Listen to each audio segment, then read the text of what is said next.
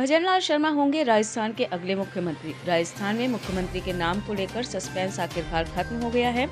जयपुर में बीजेपी विधायक दल की बैठक में भजनलाल शर्मा के नाम पर मोहर लग गई है। राजस्थान में चुनावी नतीजों के बाद 9 दिन बाद सीएम का नाम फाइनल हुआ है। भजनलाल शर्मा संगानेर से विधायक हैं और पहली बार विधायक बनकर अब राजस्थान के मुख्यमंत्री होंगे।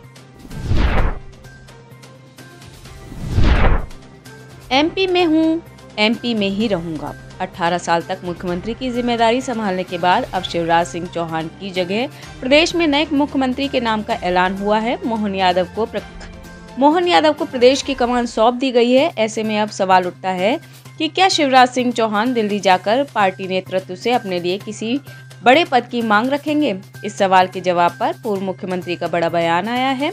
उन्होंने कहा, मुझे दिल्ली जाकर मांगना पसंद नहीं, अपने लिए कुछ मांगने से बेहतर मरना पसंद करूंगा। वहीं शिवराज सिंह चौहान ने यह भी तय कर दिया है कि वे मध्य प्रदेश में हैं और यहीं रहेंगे, कहीं नहीं जाएंगे।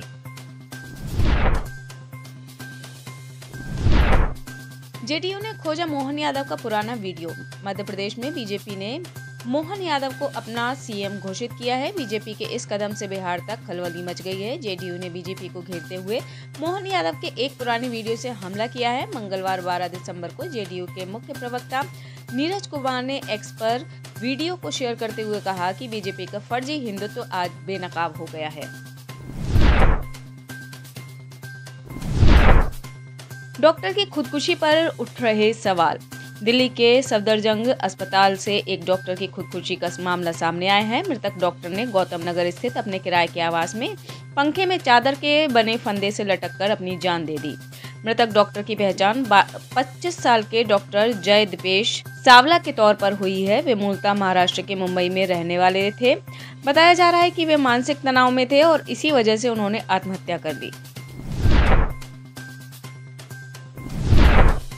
दिल्ली की सड़कों पर 40% ई रिक्शा अवैध। दिल्ली सड़कों पर ई रिक्शा की बढ़ती जनसंख्या और लोगों की सुरक्षा विषय पर गंभीर चिंता जताते हुए दिल्ली परिवहन सचिव आशीष कुंद्रा ने कहा कि लास्ट माइल कनेक्टिविटी के लिए इनसे भी ज्यादा किफायती साधनों के संचालन की रूपरेखा पर फिर से विचार करने की जरूरत है। उन्होंने एक गैर लाभकारी संगठन और विश्व बैंक द्वारा तैयार किए गए एक अध्ययन सेव लाइफ फाउंडेशन द्वारा भारत में सड़क सुरक्षा अच्छी प्रथाओं की लॉन्चिंग पर बोलते हुए कहा कि प्रमुख सड़कों पर ई रिक्शा चलाने की इजाजत नहीं है।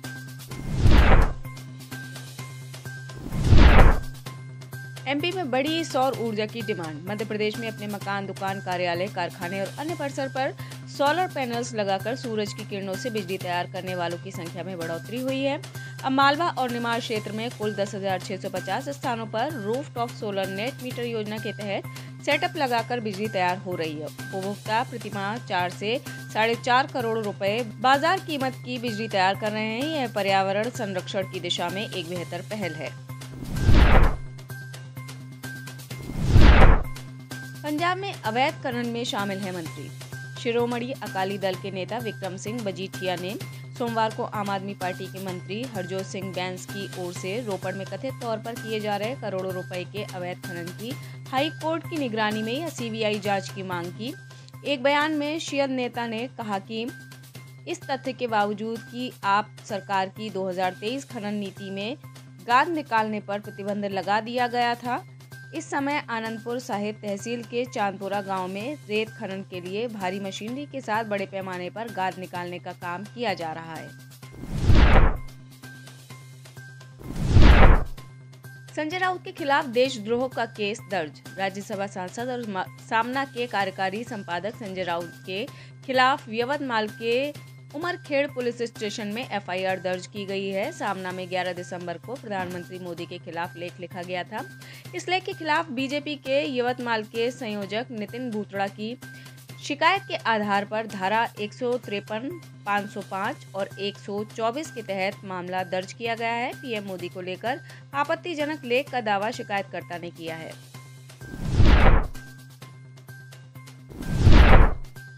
यात्रियों से भरी चलती बस में अचानक लगी आग। छत्तीसगढ़ के कोंडागांव जिले के केशकाल में मंगलवार तड़के सुबह महिंद्रा ट्रेवल्स की यात्री बस में अचानक आग लग गई, जिससे अफरा तफरी मच गई। दरअसल बस केशकाल से जगदलपुर के लिए निकली हुई थी और इसी दौरान डिपो के पास शॉर्ट सर्किट की वजह से चलती बस में आग लग गई, जिससे बस में सो रहे यात्रियों ने कूदकर अपनी जान बचाई। चलती बस से कूदने की वजह से कई यात्री घायल भी हुए हैं, जिन्हें केशकाल स्वास्थ्य केंद्र में भर्ती कराया गया है। हालांकि अच्छी बात ये रही कि इस चलती बस की आग में कोई यात्री नहीं झुलसा और सही समय पर सभी ने बस से उतरकर अपनी जान बचा ली।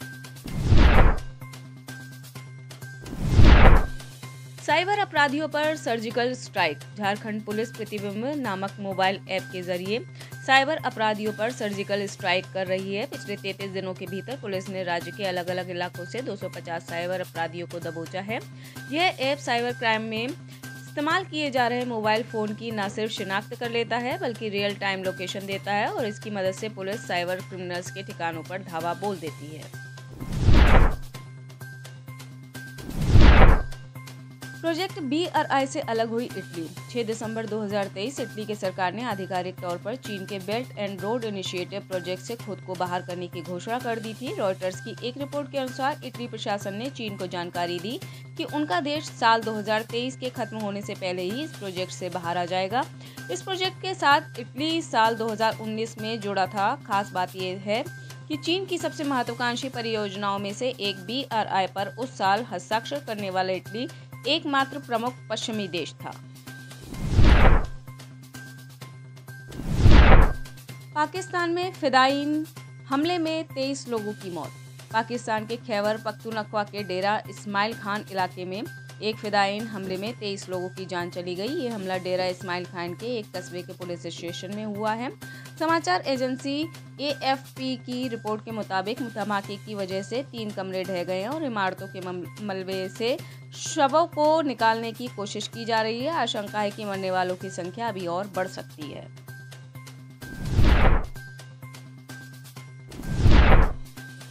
हिना रब्बानी ने भारत को लेकर दिया विवादित बयान। भारत के सुप्रीम कोर्ट ने कल यानी सोमवार 11 दिसंबर को आर्टिकल 370 को हटाने के फैसले को सही ठहराया है। इस फैसले के बाद से पाकिस्तान को बड़ा झटका लगा है। इस पर पाकिस्तान की पूर्व विदेश मंत्री हिना रब्बानी खार ने प्रतिक्रिया देते हुए कहा कि कई देश अब भारत के दुष्ट व्यवहार का प्रत्यक्ष अनुभव कर रहे हैं। भारत ने अपने सर्वोच्च न्यायालय के घरेलू अदालत के फैसले का इस्तेमाल करके शर्मनाक काम किया है। अफगानिस्तान में सुबह सुबह आया भूकंप। राष्ट्रीय भूकंप विज्ञान केंद्र के अनुसार अफगानिस्तान में रिक्टर पैमाने पर 5.2 तीव्रता का भूकंप आया है। झटका सुबह करीब 7:03 पर महसूस किया गया। हालांकि अभी तक भूकंप की वजह से कितने लोग घायल हुए हैं या जान माल का कितना नुकसान हुआ है, इसकी कोई जानकारी नहीं है। भूकंप सतह से 120 किलोमीटर नीचे था। विवेक रामास्वामी को जान से मारने की धमकी। भारतीय मूल के अमेरिकी बिजनेसमैन विवेक रामास्वामी अमेरिका में अगले साल 2024 में होने वाले राष्ट्रपति चुनाव में उम्मीदवार हैं। इसी बीच विवेक रामास्वामी को जान से मारने की धमकी दी गई है। उन्होंने आरोप लगाते हुए कहा कि न्यू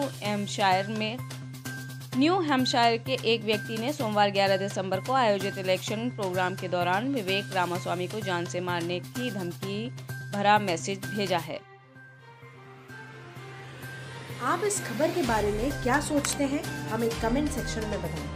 साथ ही ब्रह्मास्त्र न्यूज को सब्सक्राइब और शेयर भी जरूर करें।